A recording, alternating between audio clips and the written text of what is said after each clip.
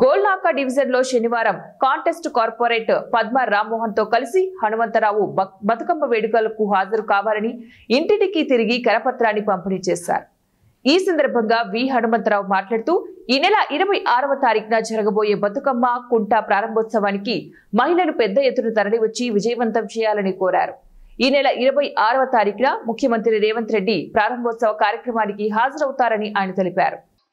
తరతరాల నుంచి మా అక్కలు, మా పెద్దవాళ్ళు, మా చిన్నవాళ్ళు, మా చెల్లెళ్ళు అందరూ కూడా ఆడేవాళ్ళు. కానీ గత 30 సంవత్సరాల నుంచి కొందరు ఆ బతుకమ్మ కుంటను కూడా ఆక్రమించి ఎంతో ప్రయత్నం చేశారు. ఆడ బిల్డింగ్లు కట్టాలని ప్రయత్నం చేస్తే ఇది బతుకమ్మ కుంటగానే ఉండాలి. అంబర్పేటకు ఒక చరిత్ర ఉన్నది. మా దగ్గర రాజకీయాలకు అతీతంగా పండుగలు చేసుకుంటాం. దసరా కానీ, దీపావళి కానీ, మహంకాళి పండుగ కానీ కేవలం ఎలక్షన్ అప్పుడే రాజకీయాలు. ఎలక్షన్ తర్వాత అందరం ఒకటే.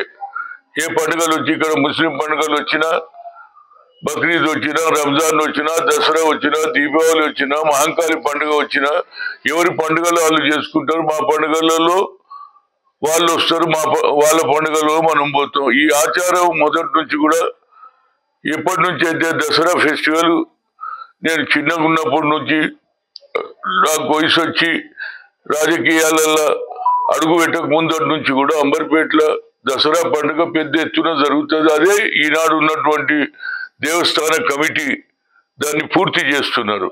అందులో భాగమే ఈ బతుకమ్మ కుంటను ఎట్టి పరిస్థితుల్లో కాపాడాలని చాలా ఏళ్లు కొట్లాడిన. అదేవిధంగా కేసీఆర్ ప్రభుత్వంలో కూడా ముఖ్యమంత్రికి కూడా చెప్పడం జరిగింది. కానీ ఆయన ఏం చేయలేదు. కానీ నేను really thanks to the honourable